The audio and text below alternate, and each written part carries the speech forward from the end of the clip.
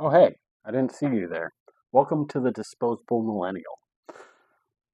I started this channel with all these ideas about what I wanted to do, make history documentaries and stuff like that, but I never really focused on what I wanted to focus on. Um, but I think I might have figured it out. You know, I live in the Rio Grande Valley. Now, a lot of people don't know where that is. So basically, it's as south in Texas as you can get. Live about 10 miles from the border. So there's lots of historical stuff here that is often overlooked. The last battle of the American Civil War took place at Palmito Ranch, which is in Brownsville, right on the river. The first battle of the Mexican American War, the Battle of Palo Alto, that took place in Brownsville, which the general in that battle was Zachary Taylor, future president of the United States. Uh, the highway along the border we call Military Highway because that's where Zachary Taylor marched the troops down to Brownsville. Um, Brownsville also had the Brownsville incident in the early 20th century, where a group of black soldiers were wrongfully dismissed from the army because of a purported shooting that they didn't commit, like weren't even there. But yeah, other history of the valley. Famous people came from here. We have Freddie Fender from San Benito. We have Tom Landry was from Mission. So yeah, lots of history, lots of things I can cover, lots of places I can go to and actually see where the things happened. I can go to Palo Alto. I want to try to go to Palmito Ranch. I know it's kind of hard to get in there sometimes. It's kind of remote. It's not developed. That's another thing about the valley. A lot of the historical stuff here, even though there's so much, isn't developed. It's overlooked. It's disposable sometimes. Um, I want to tie that into my channel. I want to look at things that are often overlooked. I want to go to the places and actually see where it happened because I can. Um, Now, I know I'm working on a shoestring budget. My hardware isn't the best. This laptop is on its last legs. I can't edit on it. So, yeah, I'm doing what I can with what I have. But what I have, I can do stuff with. I can go out to these places and film videos, and put them out. So, I'm going to put out one video a week starting out. Then going forward, once I've got a steady schedule of a video a week, down the road I'll go to two videos a week. Uh, I'd like to be able to do a video a day someday. That would be great if I could go out and make history videos all the time.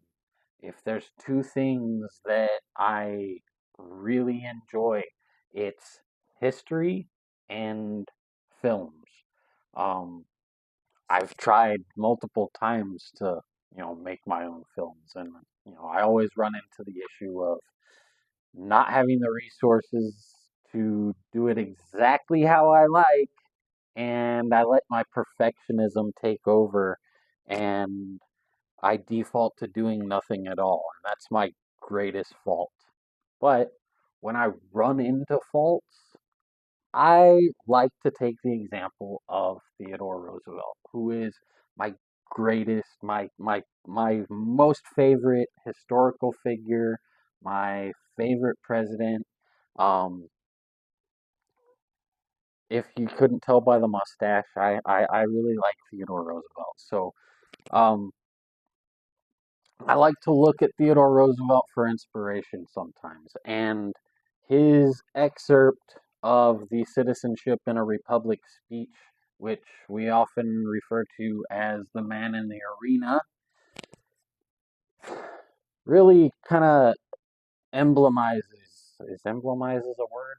I don't know. But anyway, it really illustrates how Theodore Roosevelt felt and thought about things, and how he was just all action, he just did things.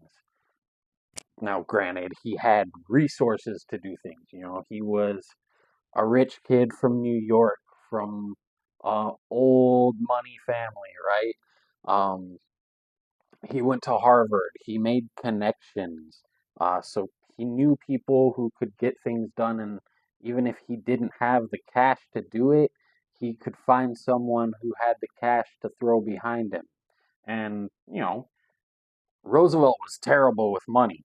He was often or almost always cash broke, right?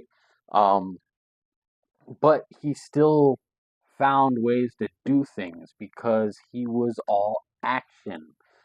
He was the man in the arena, right? He said, "It is not the critic who counts, not the man who points out how the strong man stumbles or where the doer of deeds could have done them better.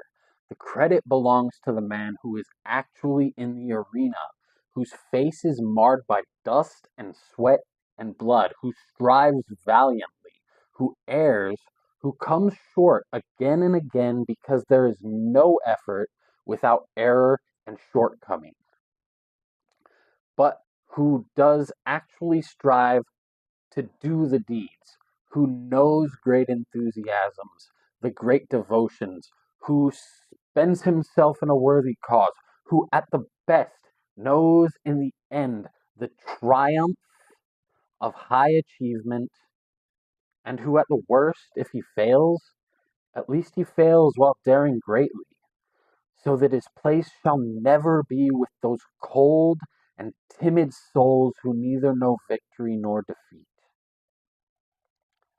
See, I want to be more like Roosevelt. I want to be able to do stuff. You know, I am awash with ideas, right? There are so many things that I could do, but I don't because I can't do them exactly how I want.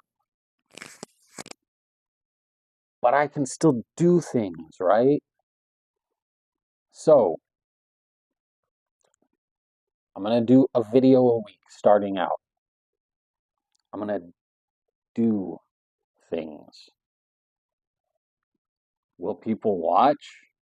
Maybe not, but who else is going out there on the ground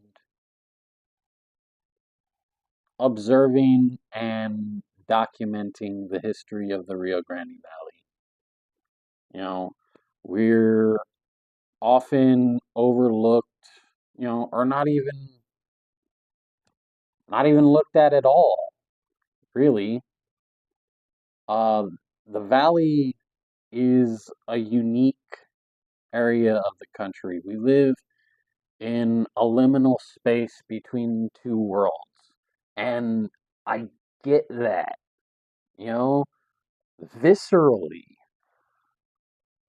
I understand liminal spaces because I feel liminal spaces, you know? We're right between the United States and Mexico, and we're a little of both and a lot of neither. So when the rest of the country, even the rest of the state even looks at us, if they look at us at all, they don't really get it because they ain't from here. So, Valley history, that's my focus starting out. I'm gonna visit as many of the museums in the valley as I can. I'm gonna do full spread, show y'all everything I can show you. Uh, I went to the Harlingen Museum the other day. I think that's gonna be my first video. They have a lot of cool stuff there. They have a uh, a house of one of the founders of Harlingen. They have an old stagecoach inn, which was, I think, originally in, I want to say Rio Hondo, but don't quote me on that. We'll cover it in the video. Um, they even have a nice artifact, or well, I guess even if it's disputed authenticity, it's still an artifact, either way. But they have an artifact that is a bit of a historical conundrum. It claims to be a marker stone for the Pineda expedition, which mapped the coastline of Texas. Um, Now, highly disputed. Mm, the story behind it, at least from what I understand, seems like it could be a little fishy, but there's cool stuff like that that we can look into. So, uh, watch this space. Uh, I'd like y'all to come along for the trip, because there's a lot of history here that I think is worth exploring. I'm Josh. I'm not the disposable millennial, and neither are you.